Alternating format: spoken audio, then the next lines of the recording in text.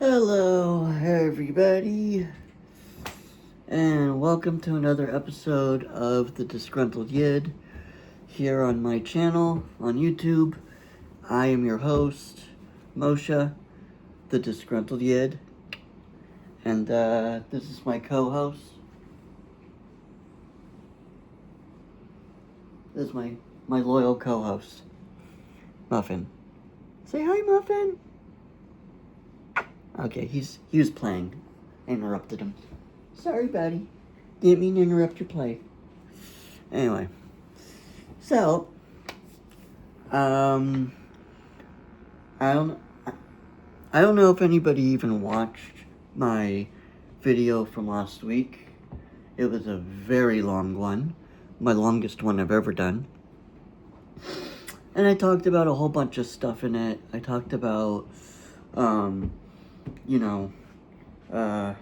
I don't need to rehash it. You know what I talked about if you saw it. So, I wasn't really sure what I wanted to do for this video, which, that seems like how I start every video, by going, I wasn't really sure what I was going to do. Well, it's true. I don't really, I do plan them out in advance, but it's not like I sit there for like an hour meticulously planning it. No, I just kind of come up with something. If I feel I need some notes, I'll jot down some notes, and then I just kind of freeform it. Yeah. So I wasn't really sure what I wanted to talk about this week. I was tied between two different things.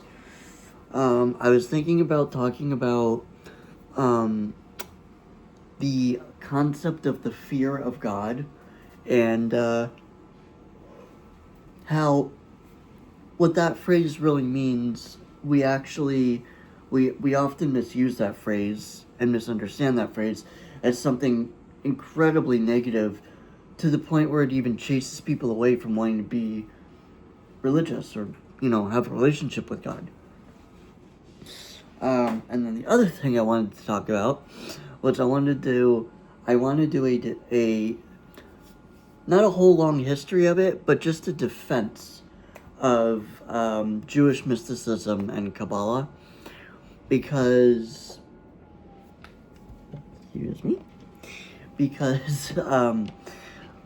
lately, amongst all of the anti-Semitic bullshit that is going on the internet and social media these days, can you not walk right in front of the camera? Yes, you're a good boy. Yes. Here, you want a treat?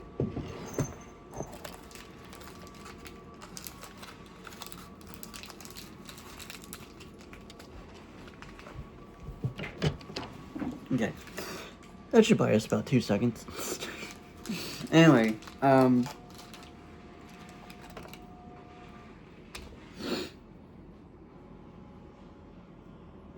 on, buddy.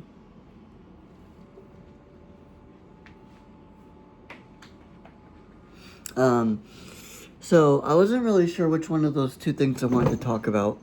So I may talk about both of them and just make this a double one.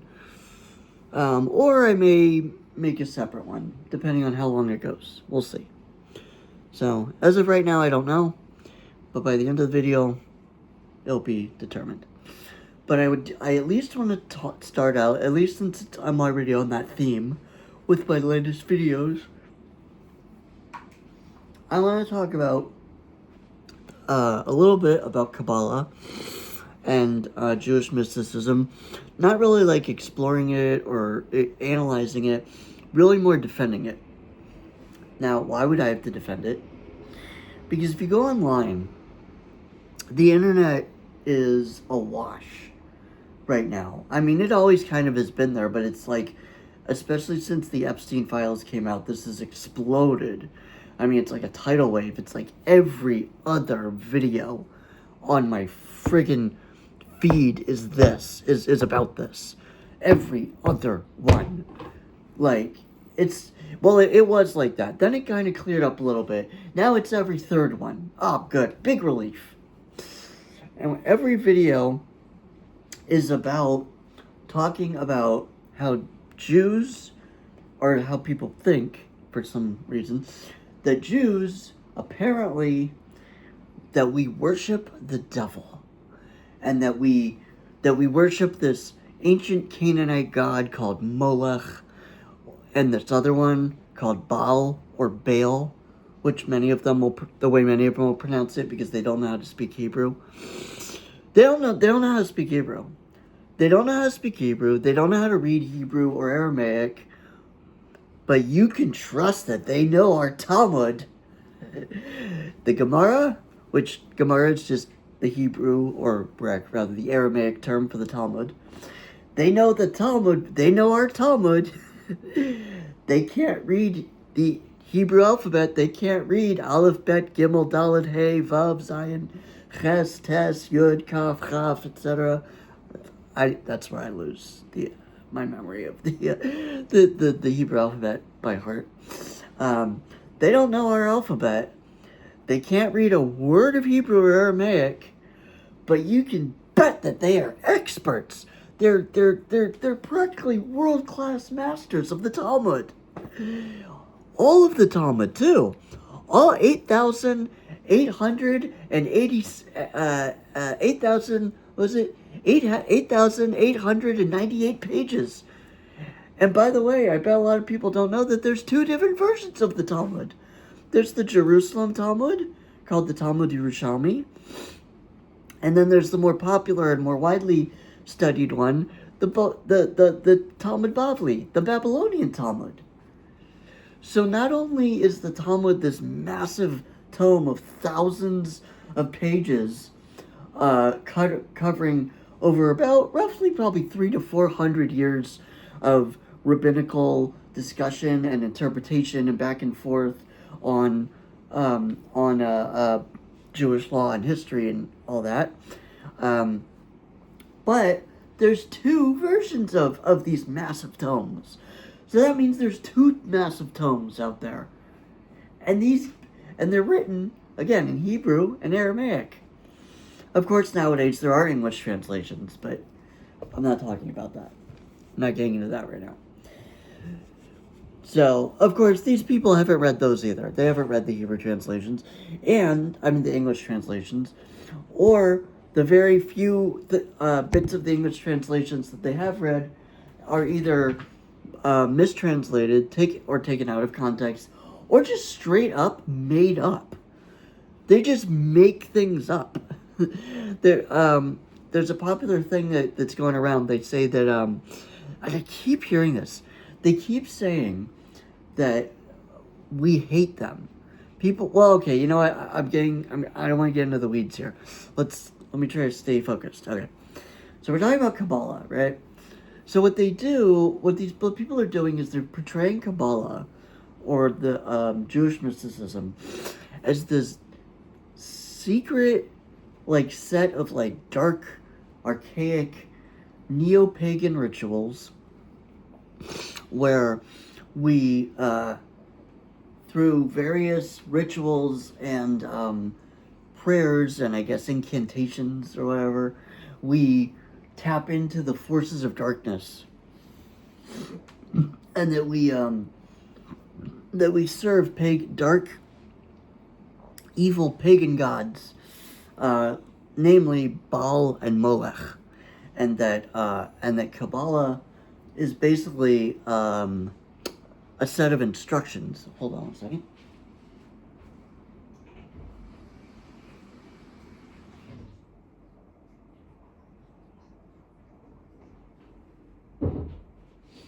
Okay. That Kabbalah is basically, they think is basically like a manual or a set of instructions on how to tap into dark magic and how to cast spells and summon demons and control demons, and that we do this, or we do this as Jews do study Kabbalah and use it as a way to control the Goyim, and that we're really just this, we just have this secret, set of dark rituals, and that we use them, and that we use them to control the world, and that we use them to summon demons and to send. Can you not? And to summon demons and to put demons under our control so that we could have more power. So, here's the truth about all of that.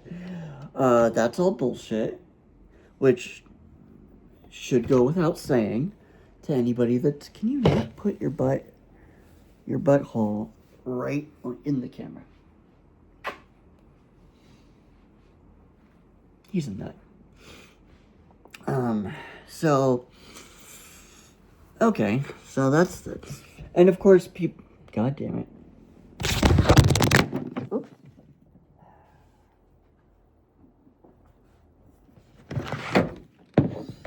And of course, people believe it because people are stupid. And, all you have to do is, oh my fucking god, are you serious right now? There, I'll put the camera up higher. There, problem solved. Oh, you... God damn it. Sorry guys, my cat's crazy.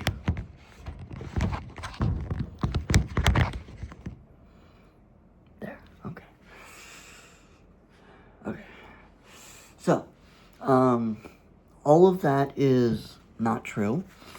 It's very easy to convince people that it is true because all you really have to do is show them some medieval artwork of something weird and creepy looking, something with fangs or horns on it, and then draw some Hebrew letters on there, and there you go, call it a day. And stupid people think that, go, oh, really? That means that the Jews hate, the Jews worship Satan and they want to eat our babies.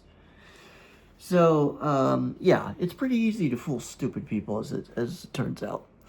And most people, surprisingly, are quite stupid. Now, not everybody is completely stupid.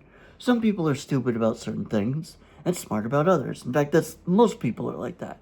Most people are very knowledgeable about certain things, completely not knowledgeable about other things. And that's fine, that's normal, that's human nature, obviously. The problem is that if you don't know something, and then especially if you already have some sort of a cultural or personal bias, and something comes up, you're gonna... Often what people will do, I should say you're going to, I should have said, people will take something and they won't analyze it, they won't run with it. Most of the time, even the most basic of information, people just take it and they just go, oh, okay, automatically. I'll give you a good example of this. When I was growing up, I was told by my mom, and I was told to believe her because she's a nurse, right? Well, I mean, I wasn't told to believe her, but I mean, I assumed she was correct because she was a nurse, right? That when you overeat, you ever overeat, and then your stomach just really hurts, and you're like, oh my god, I ate way too much. That's the worst, right? So when you feel like that, my mom used to tell me that you should lay on your left side because the food is going to fall down to the left side easier, which is where it needs to go for digestion. Now, none of that's true. It doesn't even make sense. That's not even how the body works. But boy, did I believe it. Even well into adulthood, did I believe it. And every time I'd overeat, oh, I gotta lay down my left side. Oh, this isn't helping. Why isn't this helping? So, I mean, people don't normally analyze things anyway. Even me, and I'm not trying to say, ooh, I'm so much better than other people. But I mean, I'm somebody who likes to read a lot and analyze things. And even I do that shit. So I mean, it's my point is not that, oh, I'm so much better than other people. My point is that you have to work against your prejudices and your preconceptions because it's easier. It's so much easier. It's so much easier to just take knowledge, just take little bits of information and just run with it and just not think about it, not have to worry about it, right? But unfortunately, the problem with doing that is that when you do that, and you never analyze anything, you never question anything, you come to believe some very stupid and often very dangerous ideas, of which we are now going to get into. So let me just start with a very, very basic, quick rundown of what Kabbalah is and why it's important to Judaism. Okay, so I'm gonna throw a lot of information at you guys here really quickly, so try to keep up. Okay, according to Judaism and the Bible, the Torah, so when the Jewish people left Egypt, and they then purified themselves for 40 days in the desert before they presented themselves at Mount Sinai. Once the people presented themselves at the foot of Mount Sinai, all 3 million, well, I don't believe it was actually 3 million because I believe that the Bible was sort of, I believe that the Bible is a mix of legend and history. So I don't believe that that's actually hit, that the 3 million people part is history. I do believe there was a core group, though, of people who left Egypt, wandered in the desert, and then had an experience at Sinai, and then wound up in the Holy Land later on. I believe that general saga, and there's plenty of evidence for that. But I don't believe in all of the details. I believe there's a lot of legend that was thrown on over the years. But that doesn't get rid of the fact of the core point of the story, which is about the Jewish people's relationship with God. And regardless of whatever the historical details, some of the historical details may or may not have been. But without getting into that, I'm just from the classic Orthodox traditional Jewish perspective, because that's the most basic one. That's where all the others begin from.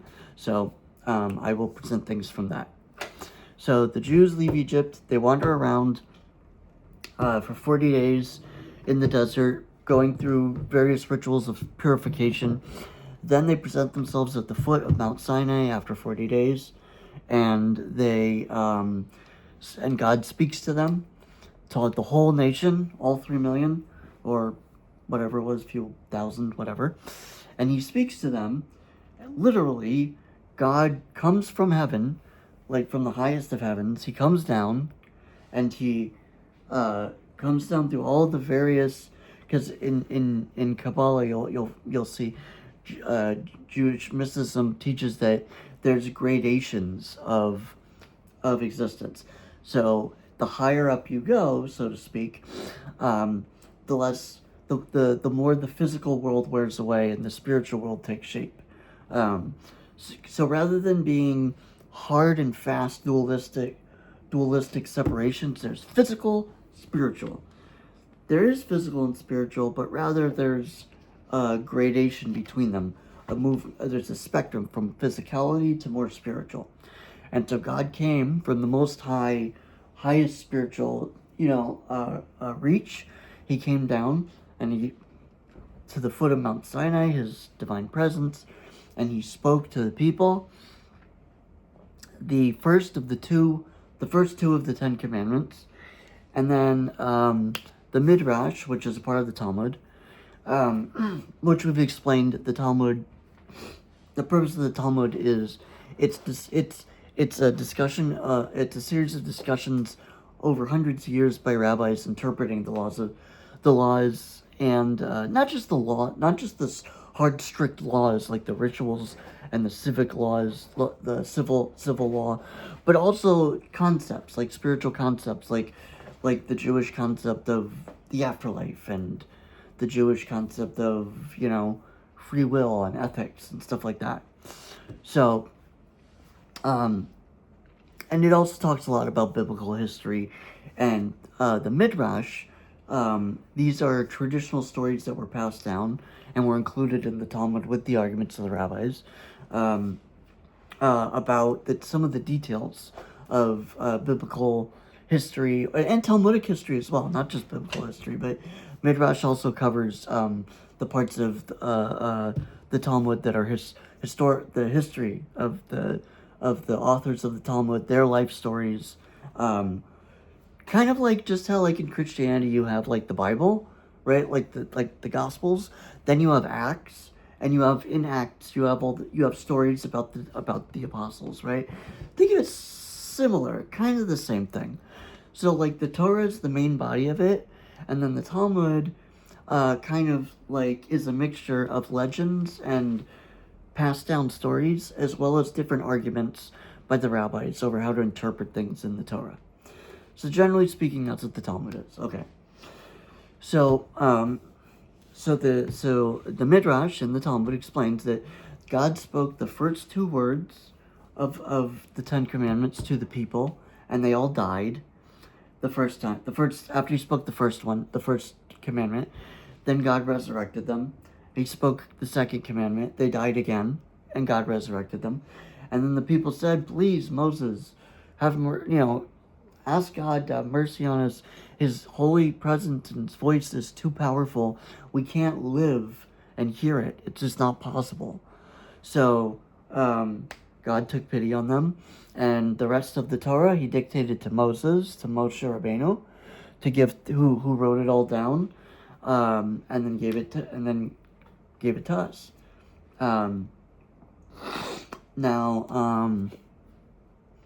When God gave the Torah to Moses, he gave the written Torah, which was the 5 books of Moses, which is the Torah proper.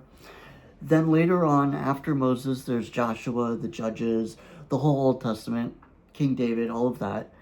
Now, the laws of the Torah of how to be a Jew are in the Torah. They're all in the Torah.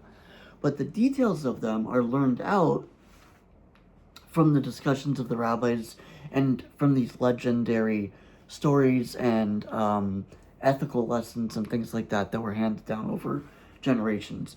And so they were all kind of mixed together into the Talmud in one giant mishmash. The reason for this is because they're not a systemic like organized collection or body of ideas. It's literally an encyclopedia of people's opinions. And within those opinions, the reason that they bring up the stories about history, these and legends and things like that, the reason that's part of the stories is because they're often used to back up or prove a point. That's the reason. And they were originally oral traditions, but then they were written down when the Talmud was written. When these conversations, for example, somebody would argue, well, I think that the Torah means this, because remember this legendary midrash that we have about this story, the story of da-da-da, then they tell the story. They say, and therefore that proves this point. So those stories, which originally were oral, were then written down into the Talmud for posterity, and that's why we have them today. So within the so then the Torah generally is understood to be the guidebook of how to live our lives, right? But the Torah itself is more like more like the table of contents than it is the actual full thing, because the Torah just gives the laws themselves. The law is this and this and this and that, and you do this at this time and this and that season, etc. Some of the laws are more specific and detailed. Some of them are more vague in general. But they're all laid out in the Torah, in the 5 books of Moses. Then, the oral Torah, which is what's eventually written down and was no longer oral, became written as well, which today has become the Talmud. This was a concept of how to interpret the Torah that was passed down through the generations. So what the people would do is they would take these tools that they had learned and memorized, and they would sit down and they would read the Torah, and they would use these tools to properly understand the Torah. So an example of why this was necessary would be like the Torah says, do not do not perform labor on Shabbat. So from sundown Friday night to sundown Saturday night, do not work. Do not perform any, one is not permitted to perform any sort of labor or business. Okay, but that's so vague. Because what exactly is labor and business? I mean, does that mean you can't go into work? Obvious, that would seem obvious, right? You can't go reporting in for work. You have to work that out with your boss. Fine. But what about something less obvious? What about, I don't know, let's say you're late for synagogue, right? And you realize that you're wearing your old jacket and you have your bus pass in it, let's say. You didn't know you had your bus pass when you grabbed it and you ran out to go to synagogue, right? And there's a bus coming. All you gotta do, if you just wait for the bus, you can get on, get your card, tap it, go down, however long you need to go, get off and go to synagogue. And let's say if you have a long walk, right? You're not allowed to do that on Shabbat. Because tapping the card is a form of payment. Now, you could argue, but is it really? Because the payment was already made in advance. Every month you put a certain amount on your card and it covers it for the month, right? There's different tiers of how people can pay and what they could get. But I'm saying, if you do that, it's already technically been paid. So you're not really spending any real money. You're just making a little boop sound with the card. The money's already been paid. So technically it's not violating Shabbat. So if you really want to get into the nitty-gritty of it, technically no.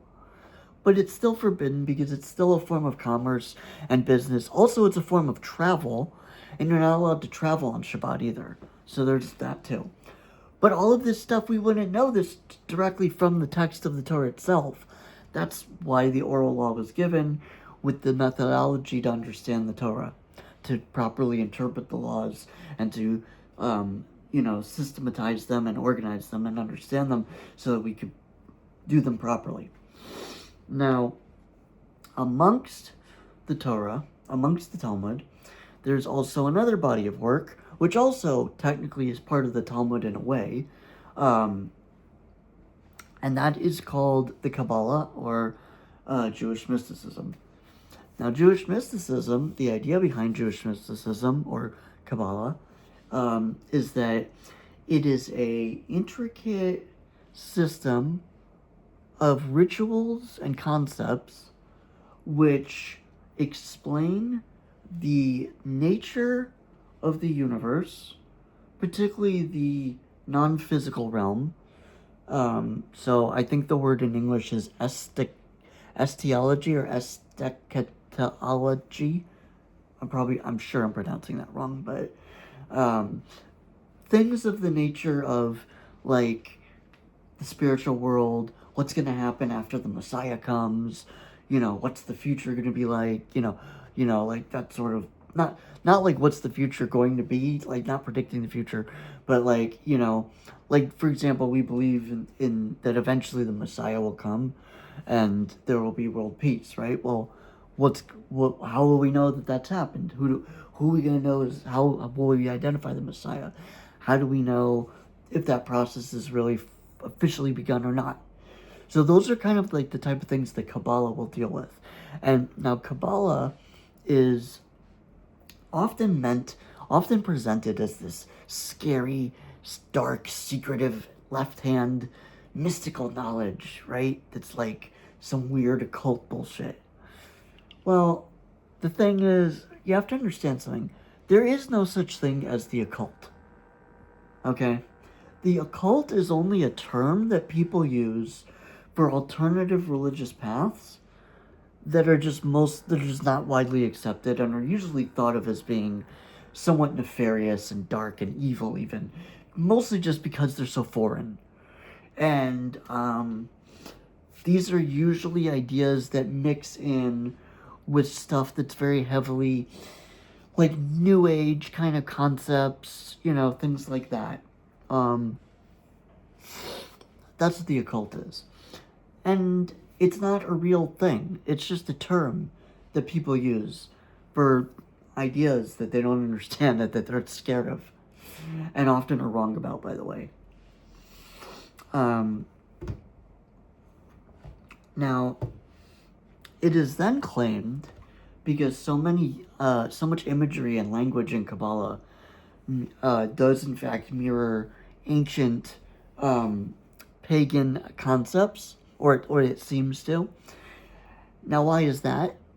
Well, the reason for that is because these are often concepts that were general concepts, which could have applied equally to monotheism or paganism, depending on which person or which ancient civilization you were ancient civilization in the Levant, so Israel, southern Syria, and western Iraq, Lebanon, the area which is known as the Levant. So these are different Semitic cultures and peoples from that region, and a lot of the same concepts that were used to describe God in general applied to God, actual real God, Hashem, and to the pagan gods.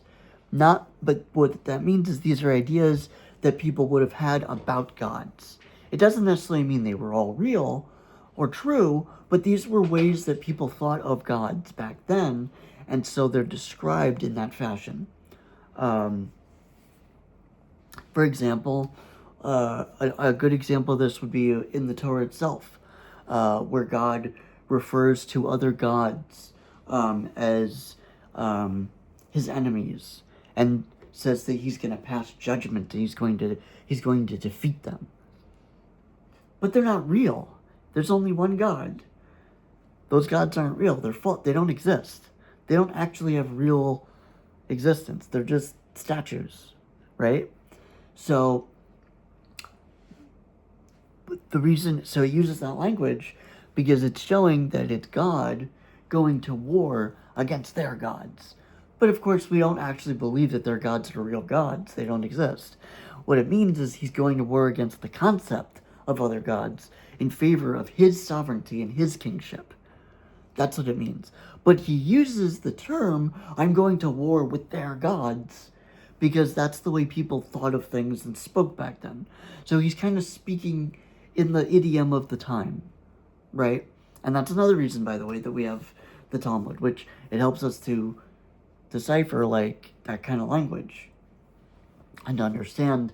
For example, if someone were to read that literally, they might think, oh, there actually are other gods that exist, but the Jewish one is the best one and he beat them. But we know, no, that's not true. There are no other gods. There never have been, never will be. There's only one God and always will be. But he uses those terms because that's the way people talked back then. So, I'm sorry. I know I just basically explained that twice in a row for no reason. So I apologize. Sometimes I do that. So, the idea behind Kabbalah generally then is it's supposed to be, once a person has mastered the basics of the Torah, so they know how to say the prayers, they know how to follow all the laws of Shabbat, they keep kosher, they put on tefillin, they put on the talis, they do all of the rituals, they do all the Jewish things, keep all the holidays, all of it. They're locked in. They're good. They're a good Jew. They're a good, decent Jew, right?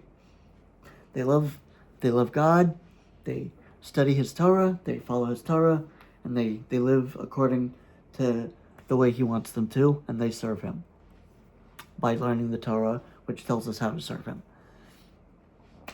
Okay, that's basic. But once you get past that, people want a little more, And I don't mean just Jews. I mean people, humans. People always want more. People are never satisfied. That's the way God made us. God didn't make us like robots that we have a limit, and that once we reach our limit, we're like, okay, we're good. No, God made us with this infinite sense of mystery, an infinite sense of wonder and curiosity, and we constantly want to know more and more, and grow and become and learn more things, and when we have relationships, we want to make them last, even deep. We want to make them even deeper and more meaningful, and all of that sort of stuff. Okay? And so the Kabbalah is basically like Judaism 2.0. It's basically like, okay, you've mastered Judaism. You've mastered the basics. Now, you want to know how to drive the real shit? And so that's kind of what it is. Kabbalah is meant for once you've done everything else, once you've mastered the Torah, once you've learned how to, say the prayers and keep kosher and do all that stuff properly, and you do it and you're good at it and you're used to it and you don't even think about it. It's effortless. It's your day-to-day. It's your day-to-day pattern of life. Once you've done that, then you're going to get bored, inevitably. And you're going to want something deeper, something richer, something juicier, right? And so that's the point of Kabbalah. Kabbalah then takes you into these concepts of mysticism where you learn all this kind of esoteric, deep, secrets. For lack of a better term, secretive. It's not really secretive, but it was kind of secretive because it was, Kabbalah used to only be allowed to be taught to people who had already mastered the Torah. The reason for this, and this is going to get into the crux of this video here, is that the reason is because Kabbalah, being that it's so it's so elegant and so high and intricate and special, right, and above the norm, because of that, but by its very nature, it's open to misinterpretation, wild misinterpretation, and misunderstanding. In fact, at one point, it was even forbidden to teach Kabbalah to anybody that had not already mastered everything else, because it was there's the fear that they were going to take the Kabbalah and misunderstand it and twist it and distort it and turn it into something that's absolutely not meant to be, and completely misunderstand it.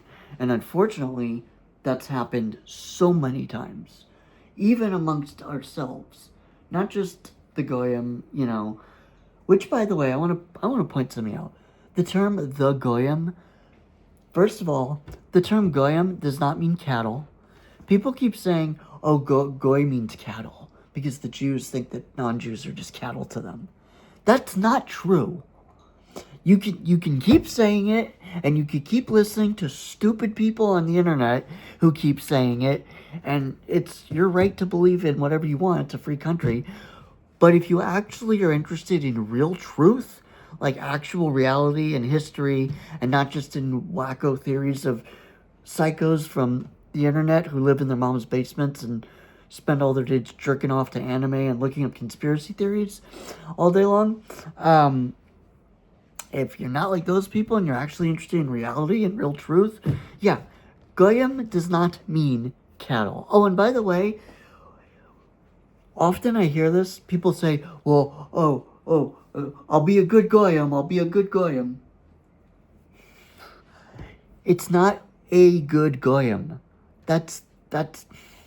See, that's how stupid these people are. They don't even know the language. Goyim is plural. Anything in Hebrew or Aramaic that ends with im is plural. Goyim is plural. And so the singular is goy. What does goy mean? Literally, what does it mean? It means nation. That's what goy means. Because the term goyim is used as to speak of the nations, meaning all the other nations in reference to the Jewish people. That's it. That's all it means. That's literally all it means. It's not a derogatory term. It's not a put down. It's not an insult. It doesn't mean slaves. It doesn't mean cattle. It doesn't mean any of that. Literally all goyim means is nations. And goy means a nation. So when we refer to a non-Jewish person as a goy, we're just saying it's just a way. It's a sort of English Hebrew combination of the two languages, and it's a way of saying he's one of the nations. He's a member of the nations, meaning he's a Gentile or non-Jew. He's it's less of a way of saying it's less of a way of saying that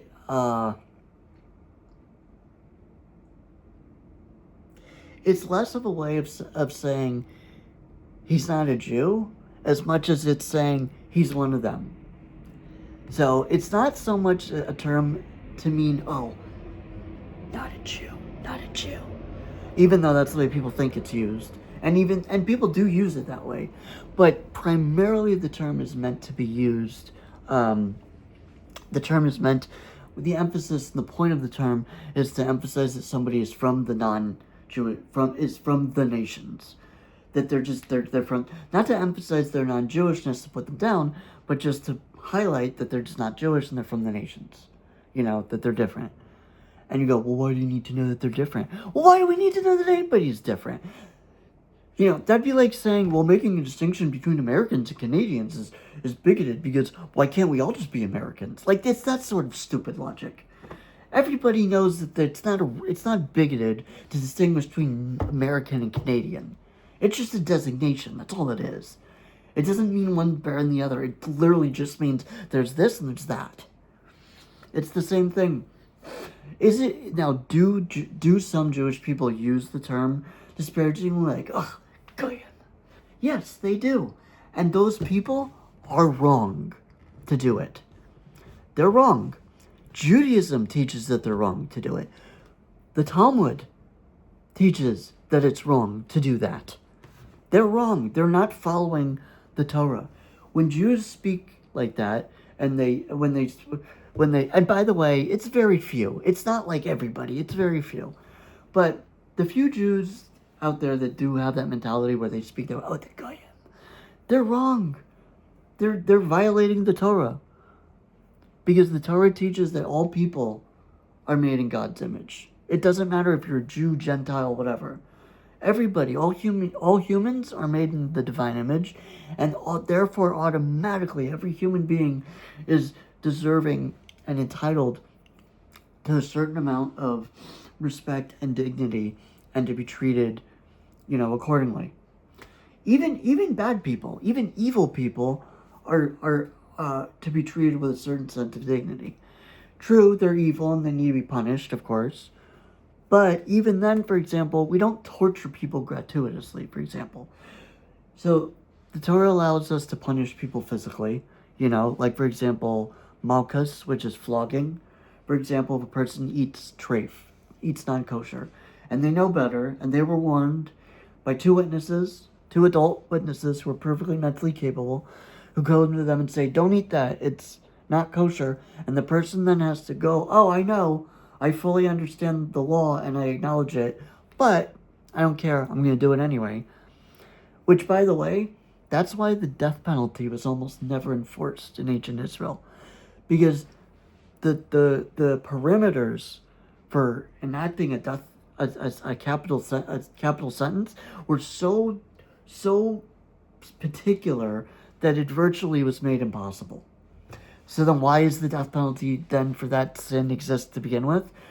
To emphasize the power of the sin itself. To emphasize just how serious the sin is.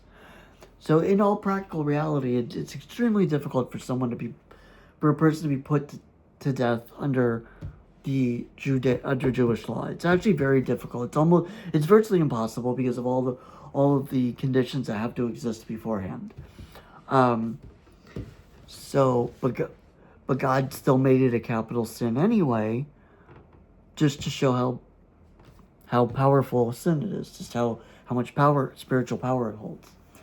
But that's another example of something we learned from the Talmud. Because if you would read the Torah, you would think if somebody walks down the street with a gay pride flag, you go kill them because they're homosexual. But of course we know from the Talmud that that's not at all how that works. So Kabbalah, Kabbalah talks about stuff like Gan Eden, heaven, the nature of heaven, the nature of hell, Gehenna. It talks about the different angels, the names of the different angels and their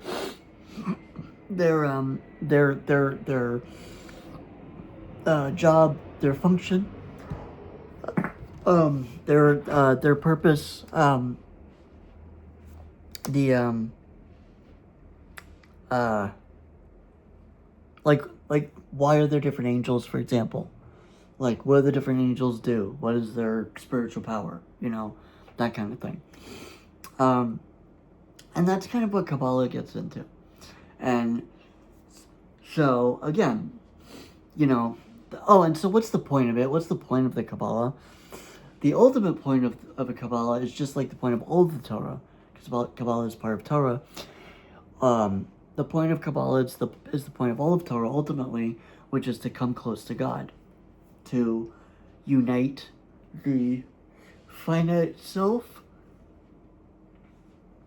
even though we do have an eternal godly soul, but we live in this physical world, this physical body, and the point of the Torah is to unite the physical with the divine, so that the two can be together in relationship. And so the Torah basically gives the instructions for how to do that, like what you need to do. All right, the Torah gives the how. Gives the how. How do you do that? Well, you keep kosher. Okay, what's kosher? Well, here's the laws of kosher. You keep that, you follow that. That'll be how you connect with God in your eating. You know, like I've talked about, the reason that the Torah covers every aspect of life is because the Torah is meant to bring God into our lives. That's the whole point of the Torah, is to come close to God, is to bring us close to God. In Christianity, you come close to God through a relationship with Jesus. In Judaism, you come close to God by studying and following the laws and rituals and prayers and customs of the Torah.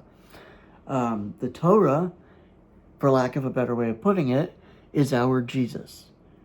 Just, if you're a Christian, what Jesus means to you, the Torah means to us. Jesus is your way of uniting with God in your belief system. The Torah is our way of uniting with God.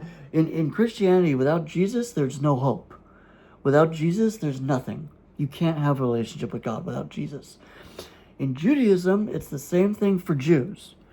For a Jew, there's no hope without Torah. God is absent a Jew from a Jew's life if a Jew doesn't have Torah. Torah is the only way for a Jew to have a relationship with God, period. Now, other people are allowed to have other religions. See, that's the interesting thing. We don't preach that you have to be Jewish to go to heaven. What you have to do to go to heaven is you have to believe in God, have a relationship with God, and be a good person. So, how do you be a good person? If you're a Jew, you follow the Torah. If you're not Jewish, you follow the 7 Noahide laws, which are listed in the Bible at the end of the story of Noah, which are sort of 7 universal moral laws for all of humanity, which, by the way, are also our laws as well. The Jews have to follow them too.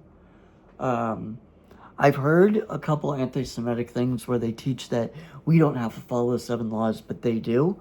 And one of the 7 laws is against murder. And so that's why Jews are allowed to murder Christian babies, because they don't have to follow the law against murder, because that's only the 7 laws for the Goyim. Okay, well, first of all, that's not true, because, again, the 7 laws are also for us. They're for all human beings. If you're a human being, Jew, Gentile, whatever, they're for you.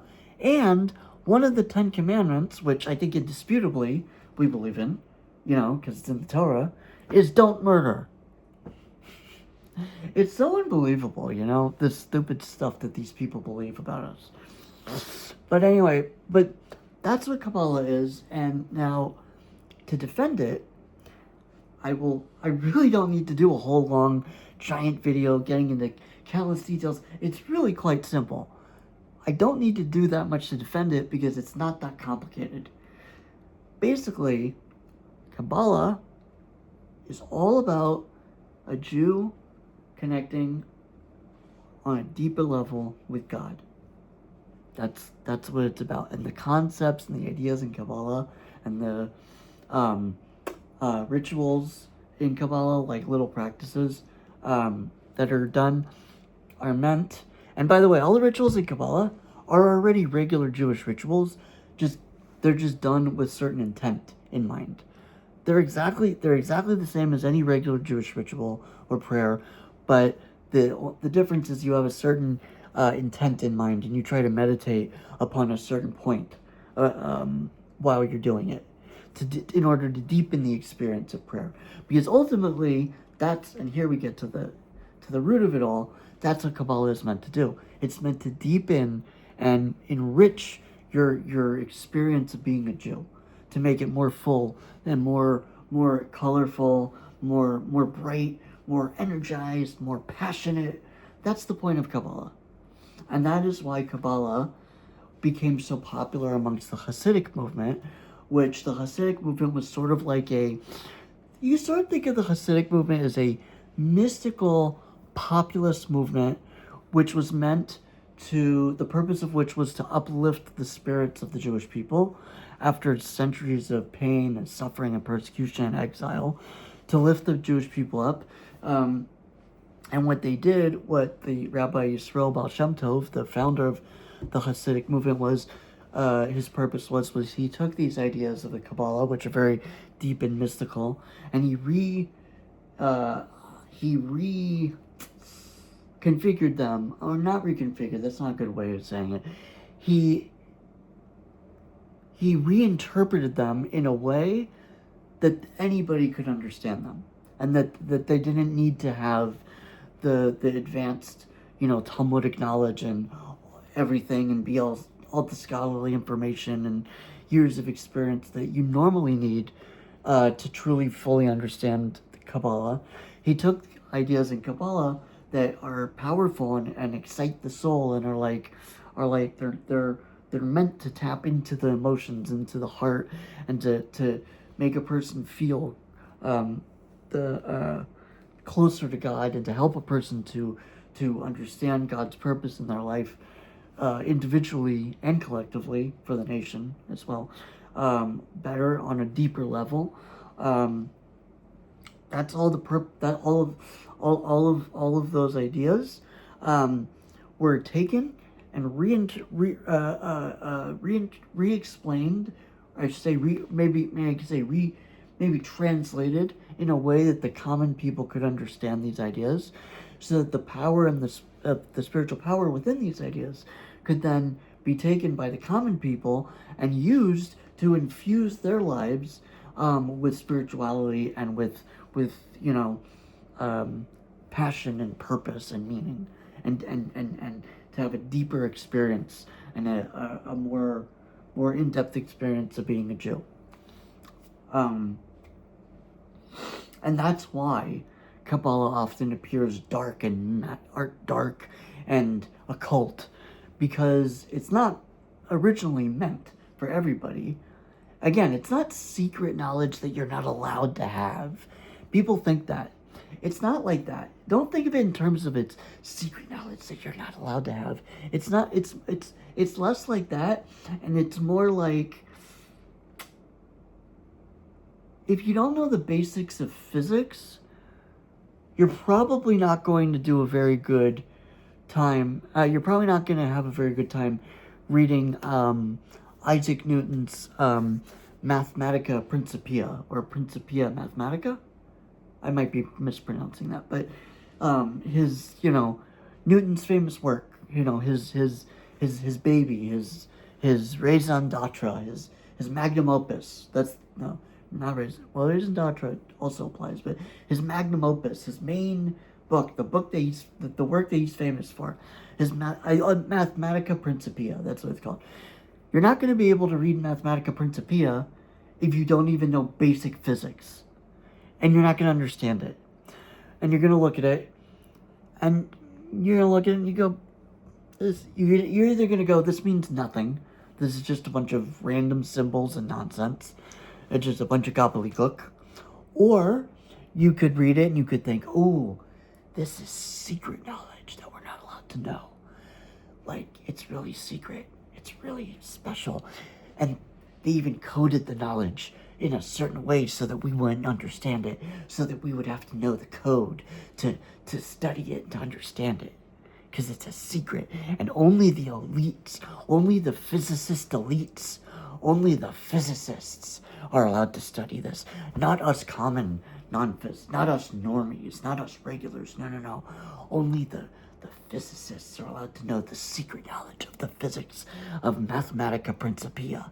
Only they can study the secret sacred text.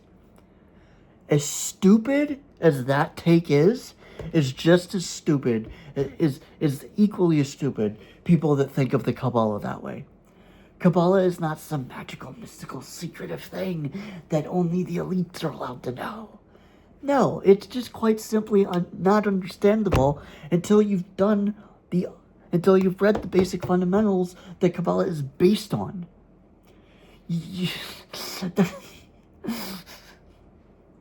It's really that simple. It's really that plain. Kabbalah is just a deeper understanding of the Torah, and it's meant for ultimately everybody once they've mastered the basics. Now, one of the problems with trying to understand Kabbalah without knowing the basics and without knowing, basic Chumash, which is the 5 books of Moses, which is the Torah, and then of course you have to know Navi, the prophets, and Ketuvim, the writings, Esther, Proverbs, Psalms, etc. And then after that, you then have to study the entirety of the Talmud, or at least have to master a great chunk of it, as well as master a basic understanding of basic functioning understanding of the day-to-day practice, as well as the seasonal, meaning like the Jewish holidays and things. So the day-to-day practices of Jewish law, as well as the seasonal annual practices, such as the holidays and various rituals, you have to study and know all of that before you can even begin to understand Kabbalah. So it's not that Kabbalah is this like mystical, dark, secretive thing, it's not. It's just that it's not understandable until you've mastered the basics. That's all it is. And the ideas in Kabbalah are pretty incredible, and they can set your soul on fire and inspire you. And that's why the Hasidic movement took the ideas of Kabbalah and retranslated them in a way that regular people could understand them to inspire them. Because we're living in such a generation at this point, that we're living at such a low point spiritually. We're so far from God nowadays that we need all the help that we can get. We're like many people say we're on the last legs before the coming of the Mashiach, before the final redemption. And so it's in those final days when we're the farthest from spirituality, from the revelation at Mount Sinai. We're 3,000 years. We're 3,000 years away from that now. I mean, we're so far from that moment where we literally heard God's voice. Literally stood as a people at the mountain before His divine presence, unfiltered, unmitigated, unrepresented, just raw God, just God, for lack of a better term, in the nude, just raw, unfiltered God. That was 3,000 years ago. And none of our ancestors are alive anymore. They even remember that experience. And so therefore we need all the help we can get. And that's why the Hasidic movement came, to inspire us with the ideas of Kabbalah. But even the Hasidim, which I consider myself neo-Hasidish, even the Hasidim say you don't touch the big stuff. Like the inner workings of the Zohar, which is the main book of Kabbalah, and then the Sefer Bahir, Sefer Yetzirah, these are all different Kabbalistic texts. Even the Hasidim say, we don't delve into those because those are for Kabbalists. Just like a person could be an engineer and not read not read Mathematica Principia by Isaac Newton. You know, you can be an engineer and deal with physics, you know, in the practical, without necessarily having to study like super quantum physics and, you know, quantum theory and all of that. And so it's the same thing here. You can take Hasidus, which is sort of like applied Kabbalah, just like applied. You could think of it as the spiritual equivalent of engineering, of taking the principles of physics and applying to them to a practical, like usable, you know, scenario. And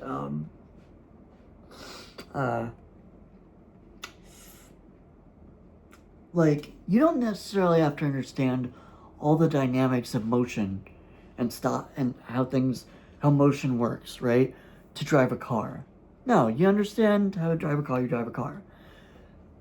If you want to know more, then you go and you could study like the basics of quantum, or you could study the basics of like the laws of motion and space and all of that. And then, if you really are interested, you can then move on higher and higher, all the way up to quantum physics and all of that stuff, and theoretical physics and astronomy. Astronomy?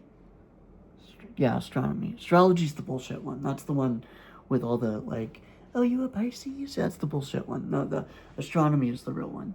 You know, and then astrophysics, and then quantum physics, and then string theory. All of these things, you know. So, it's sort of the same thing. Hasidus is applied Kabbalah, basically. It's the ideas of Kabbalah applied in a way that it makes our Judaism and our service of God deeper and more meaningful.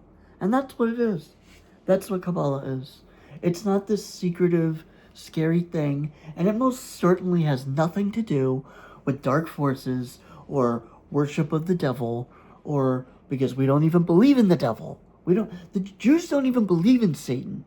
That's why this accusation that we worship Satan is so fucking asinine, because we don't even believe in Satan. There is a Jewish concept of Satan, and it's extremely different from the non-Jewish one. The Jewish idea of Satan is that Satan is a creation of God that was created by God intentionally to tempt man to sin, and then once man sins, to accuse man of the sin, and then if man doesn't repent from his sin, to punish him for the sin. And so that's why we teach that in Judaism, there's this concept that the Yetzer Hara, the evil temptation, and the accusing angel, and then finally the Malach HaMavis, the angel of death, are all the same person, so to speak, the same thing. They're all the same being, for lack of a better term. There are three functions. So the Yetzer Hara starts acting as the Yetzer Hara, the tempters. Then, I forget what the Hebrew term is, but he turns into the accuser, and he goes to God and he says, this person did that sin. I tempted them, and they did it. And then God gives them a chance to repent, and if they don't repent, God sends the angel of death, and he punishes them. Not necessarily with death. So it could be through misfortune, through all kinds of different things. The punishment could come. Depending on the sin, the punishment comes in ordered according to the sin, the degree and severity of the sin.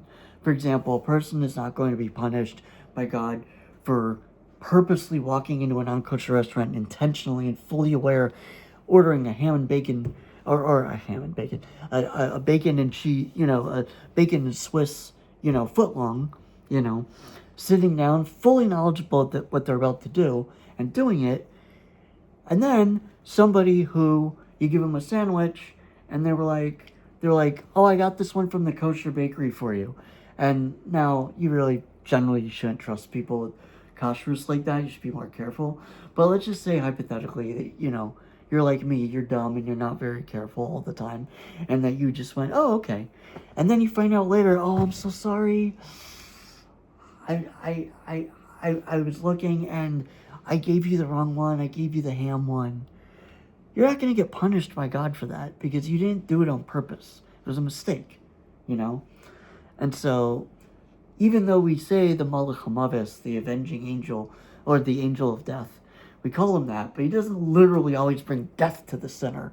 He often will bring misfortune or some other sort of horrible thing or some inconvenience, not necessarily death all the time. But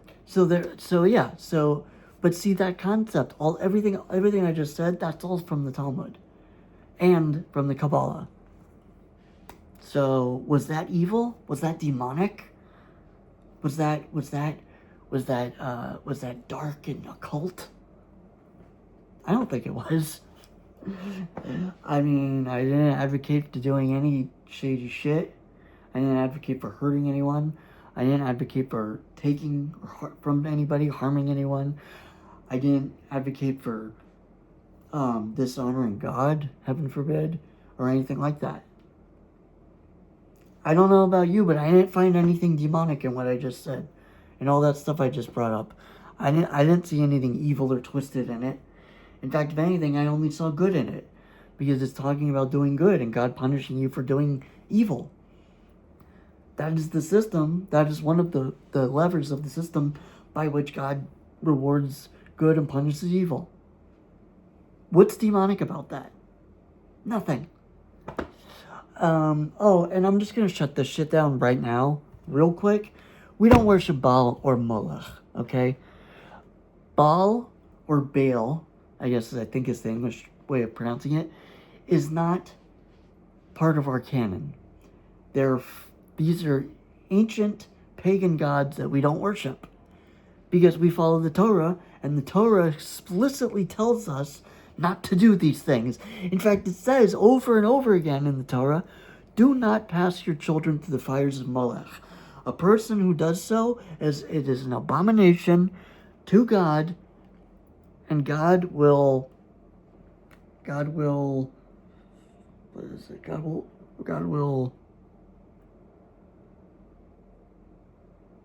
what is the word? I want to say demand payment, but that's not quite accurate.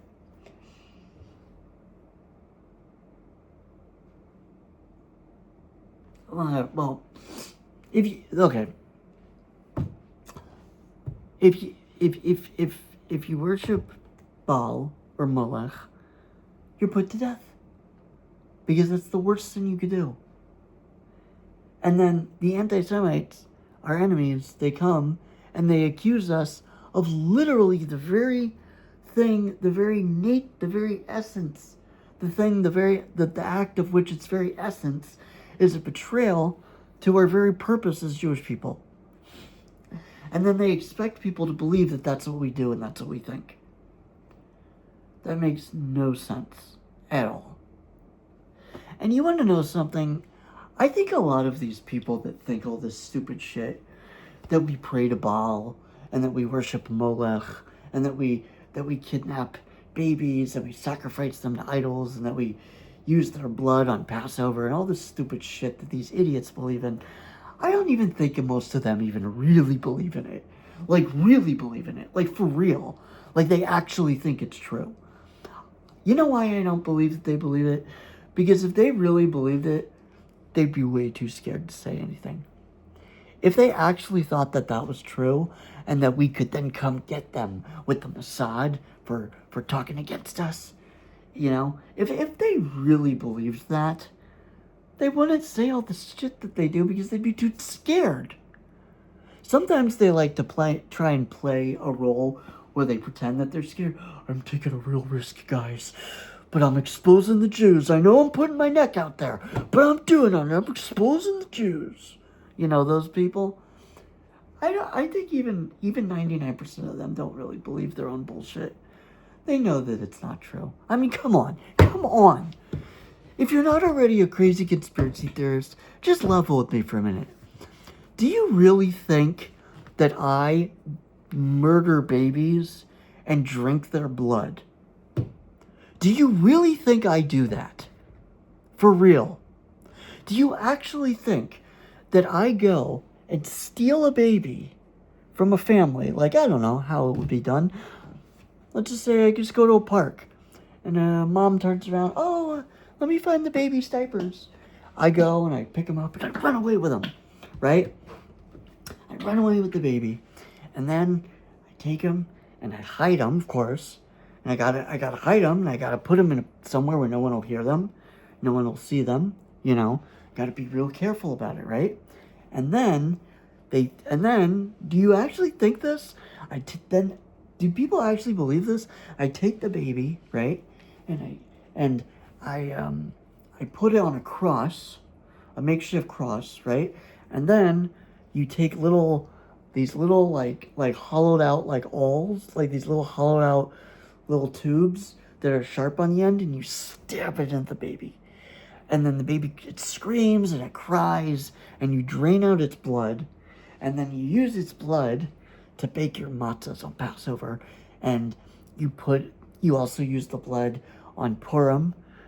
You put the blood into the little triangle cookies, hamantashen, that we make. We put them in there, and then we put them in the wine that we drink, and we drink their blood. And then on Passover, we eat the matzahs with their blood. And then we do all that, and then we get on our knees and we bow down to this bronze metal god with a bull's head, with a big bull's nose ring in its nose, and it's got horns, and it stands there, and we bow down and we pray to it. Or do people actually believe I kidnap a baby, and then I take it to this bronze bull statue, right, and I put the baby in its hands, right, and then we light a fire, and the copper statue heats up, and as it starts glowing red hot, the baby's flesh starts bubbling, and it starts baking alive, and we play like these drums, and these, we make this big like big loud like a parade, or like a, you know, like a Roman legion marching into war.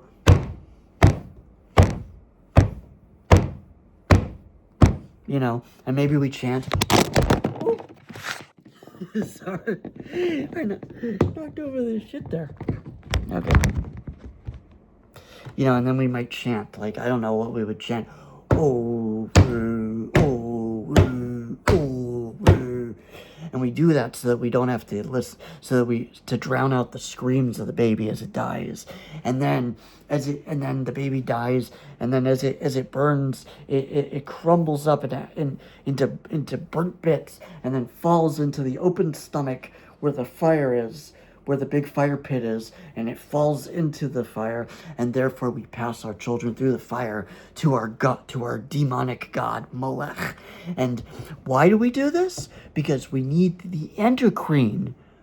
Obviously, we need the precious endocrine from the baby's blood that we can drink, because it has a magical, mystical power within it that we can drink, so that we can use it to have power and live forever and rule the world.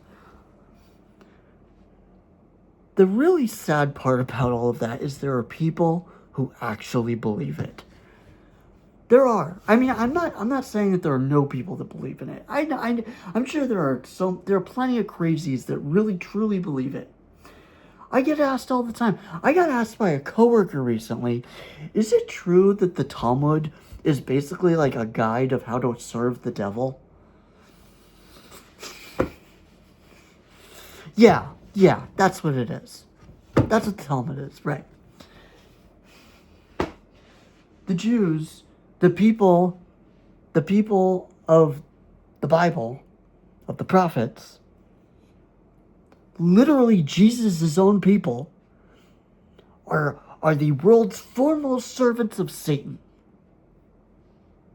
Because that makes fucking sense. I mean, it's so funny because the Torah literally says, do not worship these false gods. The worst, most despicable, evil thing that you could do, it's to God, to insult God, to anger God, to distance yourself from God, to cut yourself off from His love and His goodness and His divine grace and His glory and His majesty. The thing that you could do that would do that the most would be to worship these false gods. And that is the very essence of Judaism, is serving God and not worshiping these false gods. And then people come and say that Judaism literally is about worshiping and serving those false gods, even though that's literally the very nature of Judaism itself is against it. And yet these people still come along and say that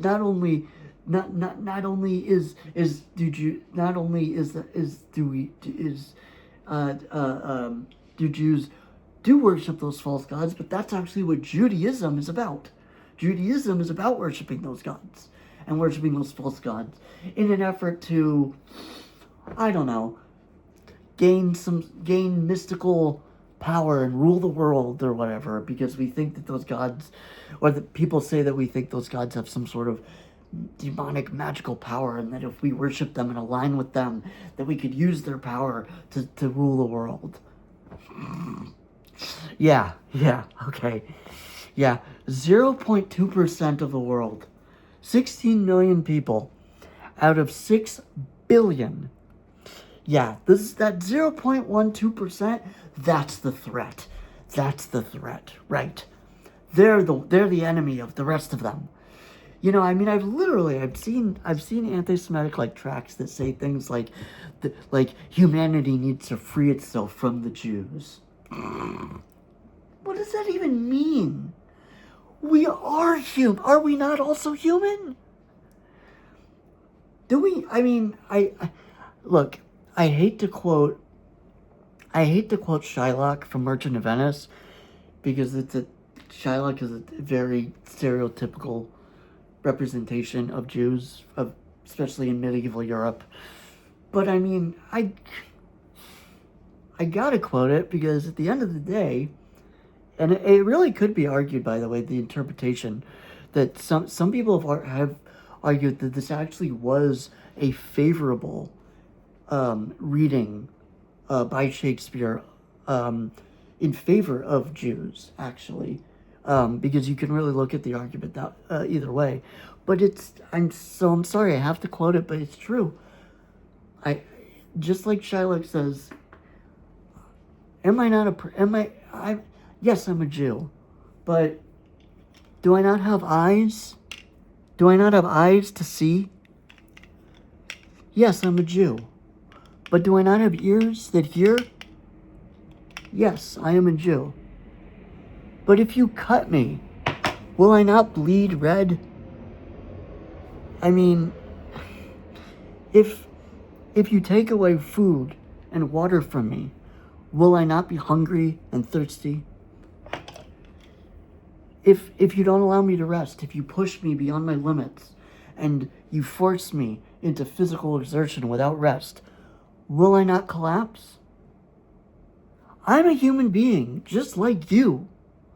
I have fears, I have thoughts, I have feelings, I have my family and my friends that I care about, I have my beliefs, I have my likes and my dislikes, my loves, my hates, my joys, my sadness. I have things that fill my heart with love and joy and just make me feel so happy that I just literally want to dance on cloud nine. And then I have things that have happened to me and things that can happen to me potentially in the future that can break my heart and destroy me and make me cry and make me broken and make me suffer. You know, I'm a human being. I'm a person. Flesh and blood. I have feelings and fears just like you. Just like anybody. Okay? Jews are people. We're people. We're not monsters. We're not demonic vampires. We're not servants of Satan. We're just people. Sorry. Got a little emotional there.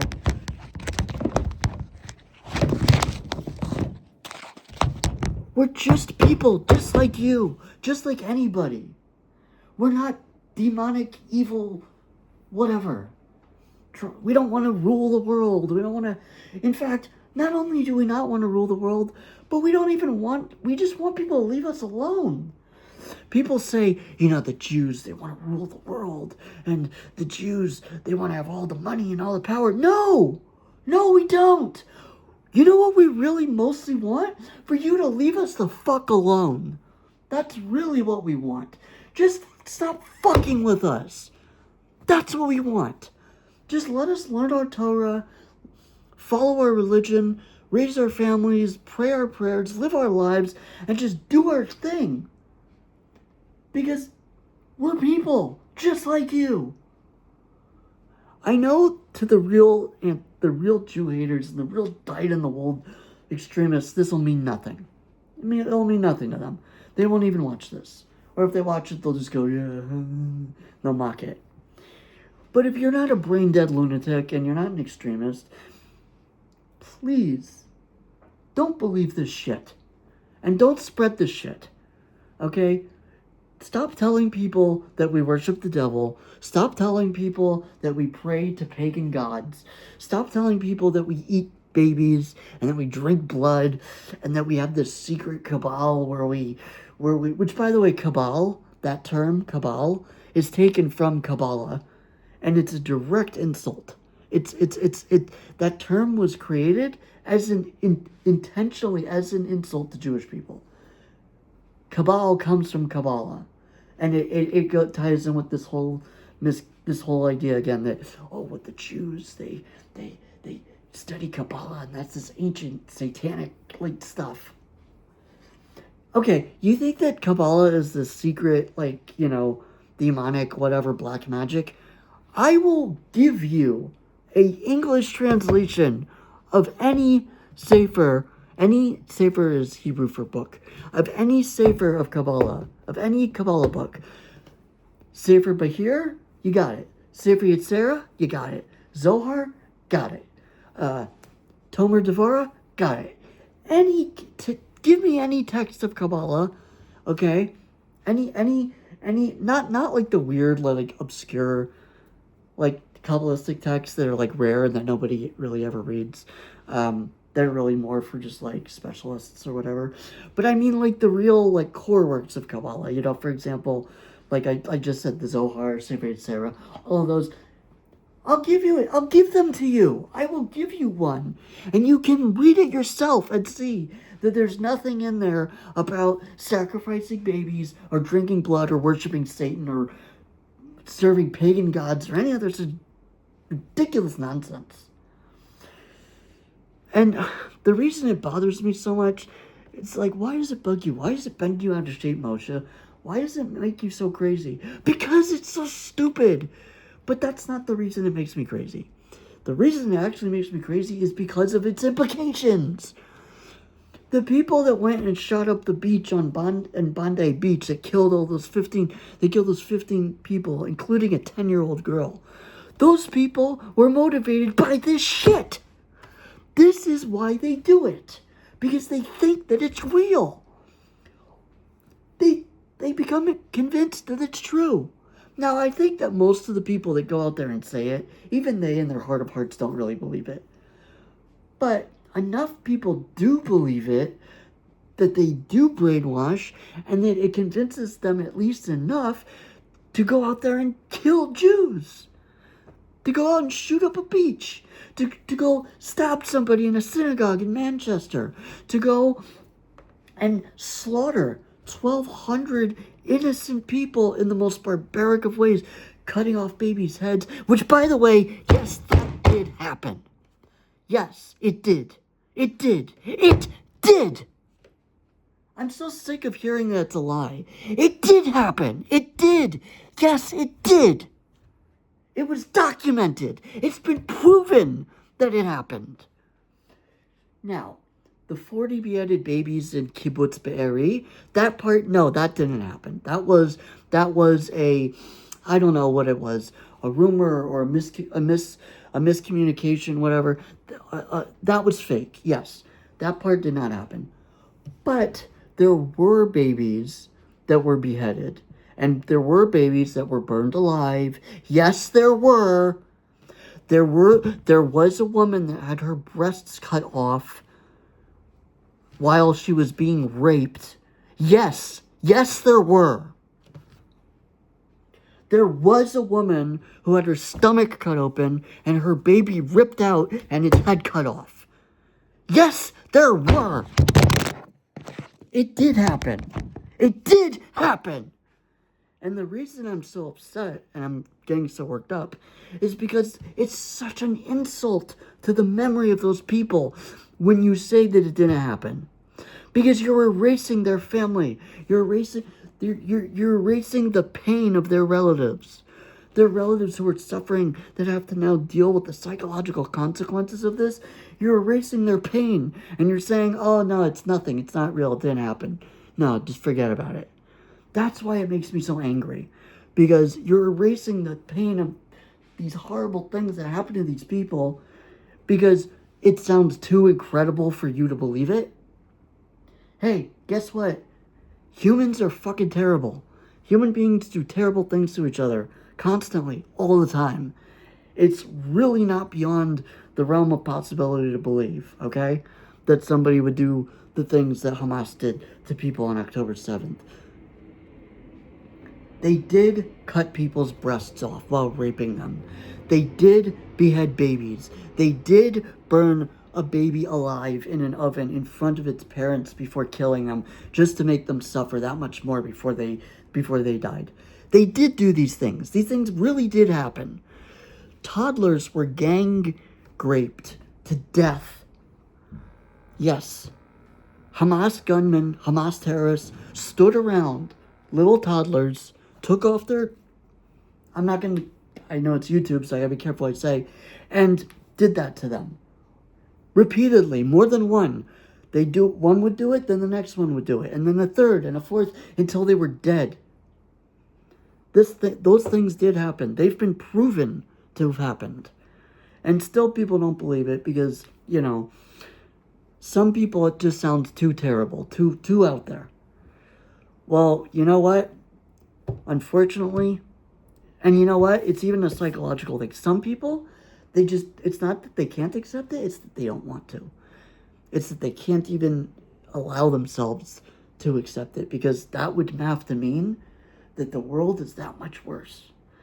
That ugliness and that evil and that darkness exists. It does exist. It is real. It does exist in this world. And therefore, they now have to contend with it. And they now have to live with that fact. And just not even dealing with it, but even just having to live with that fact that there's people that do shit like that in the world is fucked up enough, But then you have these people that they believe it, and then they tell other people, it's fine, whatever, you don't believe it, I don't care. But then they spread it around, and then they cast doubt, and then other people don't believe it. And then, like I said, it erases the pain of that family, Same thing with Holocaust denial. It's like, why do you think we get so offended by Holocaust now?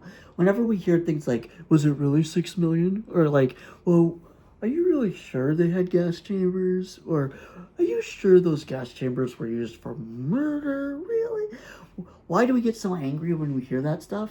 See, the anti-Semites will go, because they know that we're onto them. They know that we know their secrets. That's why they're so angry, because we're finding out the truth. The great noticing. That's the big thing online. The great noticing. We're all noticing. We're noticing. We're noticing. Okay. You can stop noticing, okay? Okay, honey? Because nothing is fucking happening. There's nothing to notice. The only thing there is to notice is the world is fucked up. That's really what there is. You want to notice? The world is corrupt and fucked up. That's what there is to notice. That's it. It's not the Jews doing it. It's not that the Jews are doing it. It's that the people are fucked. That's what it ultimately comes down to. People are fucked. It doesn't matter. Black, white, gay, straight, Jew, Gentile, whatever. Able-bodied, disabled. People just suck in general. But people are also capable, people do suck, but people are also capable of incredible good. That's the thing. As much as people are capable of incredible evil, people are also capable of doing incredible good, like building children's hospitals, bringing food to the poor, you know, standing up for justice, you know, like for example with Epstein, you know, Epstein, there's a perfect example of what I'm talking about. Epstein is a perfect example. That whole thing is a perfect example. There's people like Epstein and his cohorts who do horrible, disgusting things to children. I mean, literally, I was watching a video recently that was like, it was by that guy Simon Whistler, who does all these really cool, like, educational, and like, he does videos about all kinds of really cool topics. Like, he has one channel where he does like stuff on true crime. He's got others where he does stuff on science and he does a lot of stuff on history, and his most recent video on his channel Into the Shadows, which is this channel where he delves into the most dark, you know, depraved, crazy, like really like fucked up sort of stories. And this most recent one was, of course, very topical. It was about the worst of the Epstein files. And there's some really fucked up shit in there. Honestly, the thing I think that made me the most upset, and I'm going to say that, I'm going to end with this.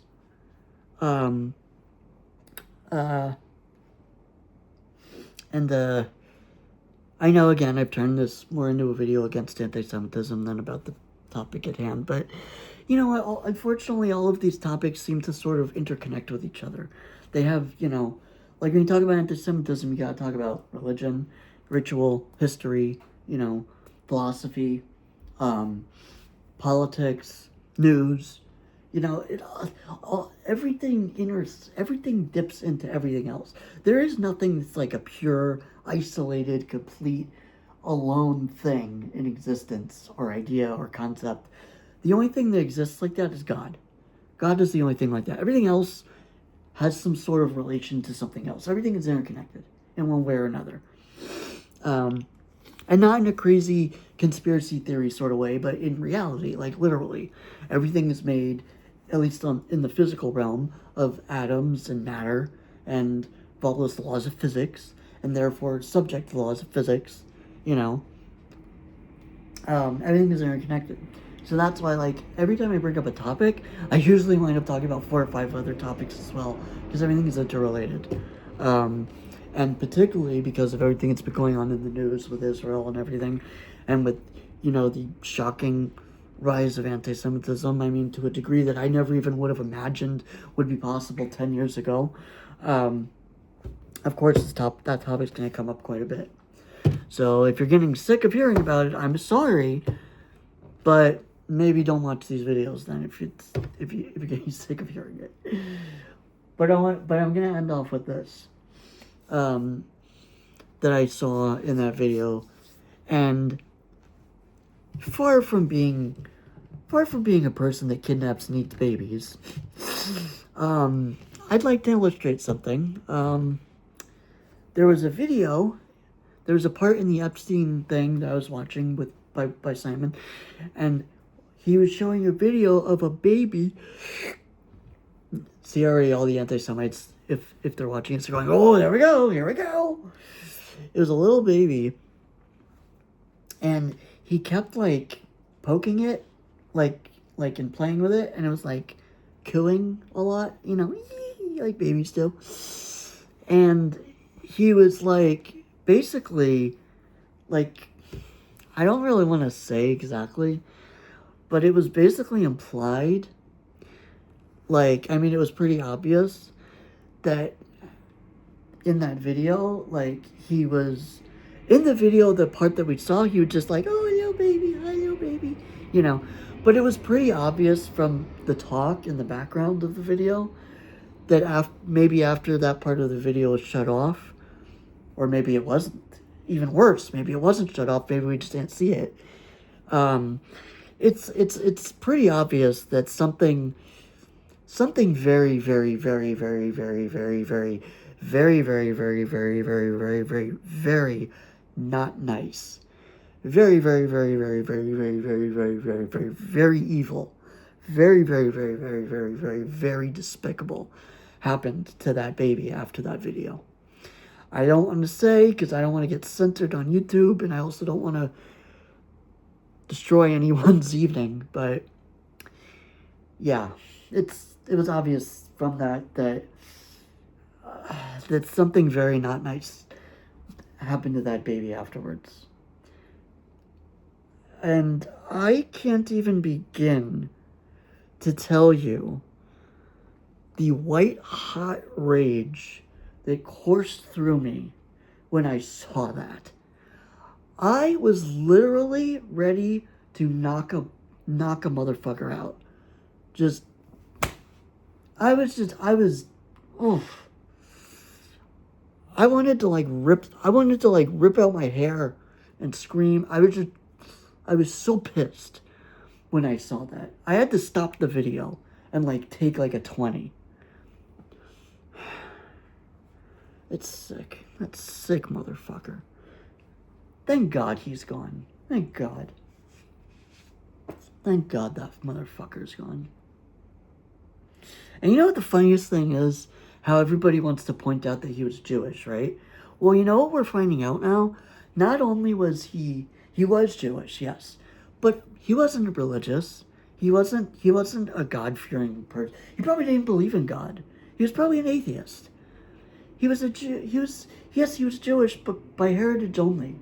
He didn't believe in God. He didn't study Torah. He didn't keep kosher. He didn't honor his parents. He certainly didn't honor morality. He didn't honor his marriage. He didn't honor his relationships. With holiness and dignity and love and goodness. He didn't go out there to do kindness and spread light and love and goodness and help the disadvantaged and bring hope to the broken and healing to heal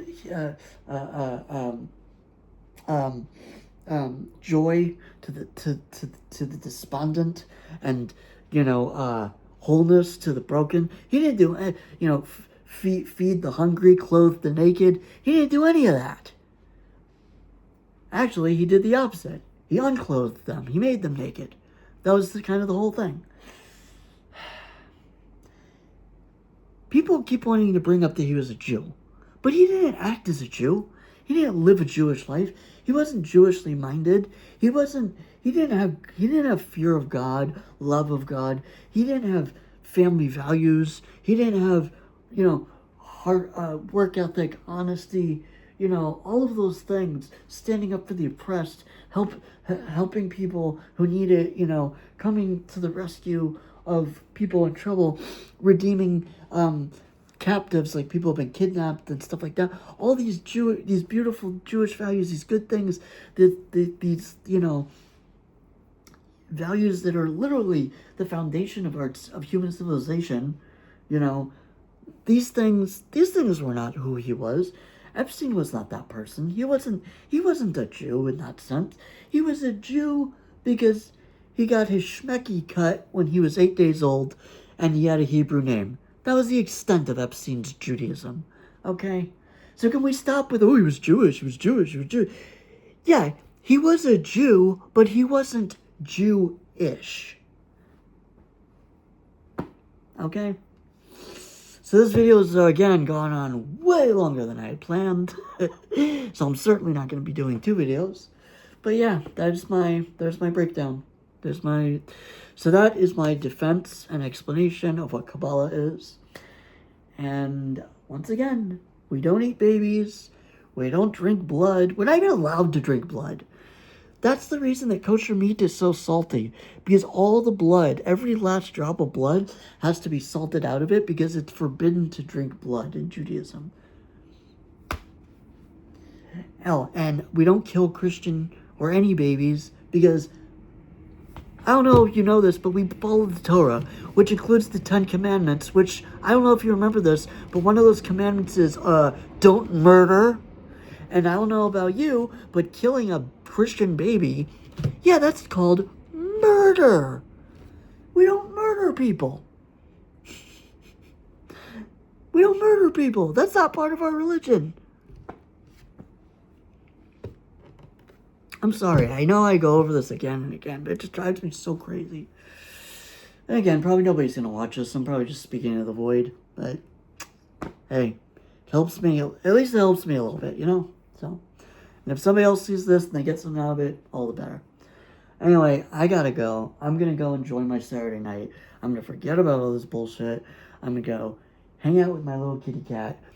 I'm going to get myself a nice cold drink, sit back, and watch my favorite YouTube series, and chill and enjoy my evening. So that's all I got for y'all for now. Until next time, I love you all. Bye-bye, and Shavua Tov. Have a good week.